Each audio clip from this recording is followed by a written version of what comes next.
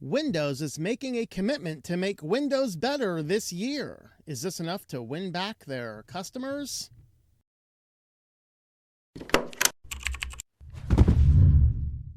Thanks for checking out this video by switchedtolinux. If you like this type of content, subscribe to the channel. If you'd like to see more, leave us a like and a comment down below.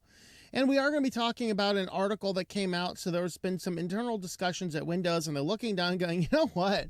Most people are forced to use our products from either their work perspective or incompatibility with something that's a required part of their workflow, but increasingly people don't like Windows. And as the world moves to more cloud-based, web-based things, this leaves more options for other people to use Mac or Linux instead. And so they're actually noticing some dropping of their systems, and they're noticing people not wanting to upgrade, and they're noticing that the level of complaints are rapidly increasing. And so they have addressed this internally, and they have created a list of a bunch of things that they would like to change to make Windows better this year. Is this going to be enough? Is it going to be enough for me, who's been using Linux now for over a decade, because I got so frustrated with one element that they were doing? And newsflash, they're not changing that element, nor one of the other things that I think is the biggest issue. But we're going to go ahead and have a look at what their comments are. So 3 articles here from Windows Central. So this one here is the major improvements coming to Windows this year. So what are their major improvements? Well, the first is, well, they're going to be able to move the taskbar. Really? That's a priority for them, to move the taskbar. In fact, they even said that this is like the most asked for feature. And I disagree with that. In fact, somebody said in the comments of this article, no, there's actually a number of things people have asked for. Like, of all of the discussion, you know, I do Windows Wednesday every week to illustrate why I stick with Linux. That's why we talk about Windows every week, because I really want to keep an eye on what's going on over there, ask these fundamental questions. You know, are these types of things enough for me to go back and use that system? And looking at all these things, I have not seen very much commentation on the fact that the taskbar is locked. Most people, in fact, don't change it. In fact, the only time even on Linux distributions I've seen people move the taskbar is if it's not on the bottom, to put it on the bottom. That's what I do, and I know other people have done it as well. Not to say everyone does. And yeah, flexibility is good. Here, even on Linux Mint Cinnamon that I'm using, I can put that panel anywhere I want it to be. Okay. But they are going to address some of their biggest complaints, because they really are fearing that in this world that many people might just abandon the system because the hate for Windows has become so great. And is it justified? That's a question. Is this all justified or not? That is a fundamental question. And so looking at it, the first thing they want to do is they're going to bring back the ability to move the taskbar. That's right. It's on the bottom by default. You can now move it to the top and to the right and to the left. Well, that's the left. That's the right. Okay, I passed first grade. And so they say, repositioning the taskbar is one of the top asks. We've heard from you. We are introducing the ability to reposition it to the top or to the sides of your screen. Okay. Number one, I do not think this is the top ask people have been asking for. Number two, you mean you're going to reintroduce the ability, or you're going to bring back the ability? Not introduce, because you used to be able to do this on Windows all until, was it Windows 10 or Windows 11 that got rid of it? Was it like Windows 10, you could either put it on one or like on the bottom or on the right or on the left? I don't remember. But now in Windows 11, you can't. And I guess that is the absolute top ask. Everybody wants that top ask. That's the thing. Of course, down here in the comments, this guy says, let's see, went back, reread the article. My eye caught this. Repositioning the taskbar is one of the top asks we've heard from you. You mean the tops? Drop mandatory Microsoft account, uninstall Copilot, uninstall OneDrive, and stop resetting Edge as the default for file types aren't the top? Yeah, okay, that really was a thing. So they are going to go ahead and do this. They are going to reduce the type of ads that appear in the recommended feed. Reduce, not remove, reduce. They say it'll go as far as to easily let you disable ads within Start entirely. Okay, so you can disable ads in the Start menu entirely. What about a global don't show me any advertisements, recommendations, or anything else to that generalized effect? What about those features? Anyway, they are addressing performance issues. As a lot of people have said, the Windows 11 performance is a lot worse. This came out with gaming, what got so bad that Linux running Proton outperformed Windows on most games. And now current reports suggest that over, was it 85 or 90% of all games run better, if not exactly the same, better on Linux than on Windows. And really the only games that are excluded are those AAA titles that use the advanced kernel level anti-cheat. And there's been even some discussion about that coming to Linux. If that happens, man, Windows might be cooked as far as gaming is concerned. Of course, what's going on here? Well, Windows has all these background processes that you may not even really want, and they're just sucking up all of the resources that could be used to make your game perform better. And so they want to adjust that. They want to improve the system performance. So reduce the resources used by Windows to free up more performance for what you're doing. These haven't been priority for Windows for a long time. That's the weird part about this. It's like they have encrapified their system so bad that they finally realized maybe we should walk back some of this stuff. They say more fluid and responsive app interactions, improving file explorer fundamentals, and elevating Windows subsystem for Linux experience. So I guess you have better Linux experience running around.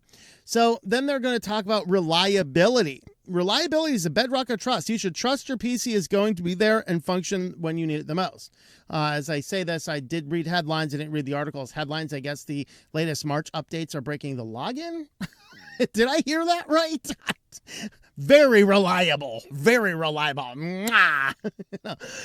So across the operating system, we will focus on improving the baseline reliability as the Windows Insider program develop drivers and apps, updates, and Windows Hello. They want to strengthen the reliability of the Windows Insider program, increasing OS driver and app reliability, improve Windows update experience, and improving the Windows biometric authentication, more reliable facial recognition, faster and more dependable fingerprint sign-on, and easier sign-on for gaming handhelds like the ROG Xbox Ally X. Ooh, there you go. Let's see. There's one other thing I wanted to mention, but I think it's somewhere else. Okay, so under craft, of course, craft is, how have we honed our system over the years? This is why I like Linux Mint, right? It's a really good system. It continues to be a really good system, but they have toned it over the years to be nice and polished, listen to their users, address the things that actually need to be done, and they've done a really good job at their craft. How's Windows doing? So these are some of the things that I'm looking at going, okay, what they're calling a good user experience is the antithesis of what I call the good user experience. So improving Start and Taskbar applications, more consistent, dependable access to apps and files, expand Taskbar personalization, including alternate positions and smaller sizes. So does this mean the system is going to personalize it more? I don't like that.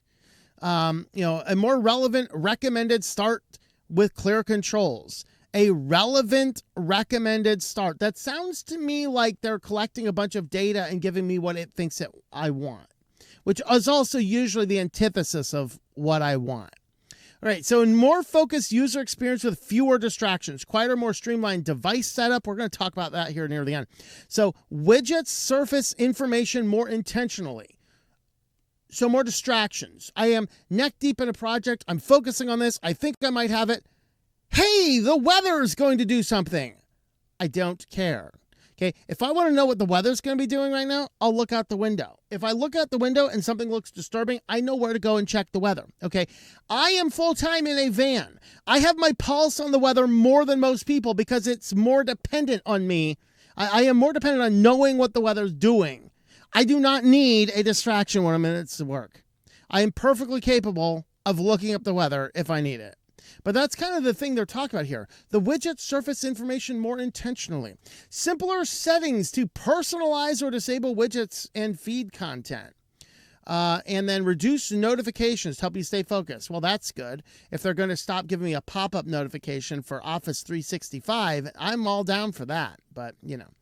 And then, of course, there's enhancing the search experience. So is this going to turn people over or not?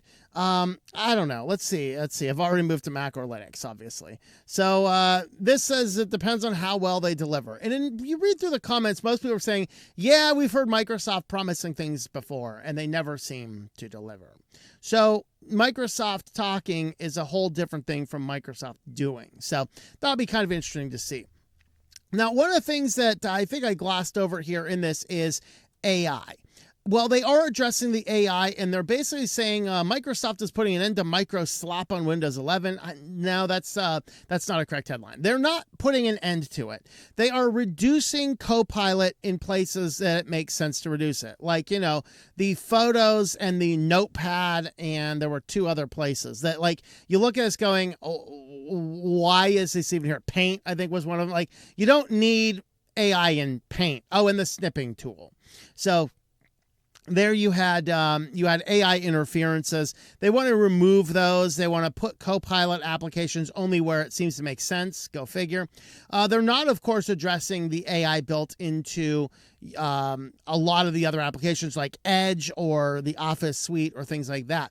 There's also no global turnoff yet, and they're not addressing a global turnoff like, you know, like Firefox just did. All right, Firefox rolls out with a new version. If you don't like AI, go into the settings, one place, very easy. You don't even need to touch the about config. You toggle that button, and as I tested that while it was still in the developer preview, you toggle that button, it gets rid of everything AI related. Love it. Awesome. That's cool. And those that want to use AI can toggle that button back on and customize the AI to your heart's content. But the same with Windows. The problem is that Microsoft makes a lot of money from the data that Copilot harvests. And so they are disincentivized from turning off the AI. And so they don't want to do that. They want to continue to have AI all over the place. So see us being more intentional about how and where Copilot integrates across Windows, focusing on experiences that are genuinely useful and well-crafted. As part of this, we are reducing unnecessarily Copilot entry points, starting with apps like the snipping tool, photos, widgets, and notepad. So this is kind of thing. Has AI bloat affected your Windows experience? Let's see. This guy turns it most off. Not really. Negatively. Yes. Positively. I'm not even gonna. Let me just turn this one. Let's see what people are saying here. Of course, where's the option that says I'm on Linux? I'm not on this nonsense. Okay, so the majority of people here, it's a tight race on this one, but the majority say it is negatively impacting them. Whereas that, so if you were to combine the yes negatively and most turned it off, it looks like 73% of people do not want the AI because it's either a negative experience or they've already had to go through and turn it all off. And so that is definitely an interesting point. Now, the one thing they did not address, though, in their de-encrapification of Windows is the Microsoft account.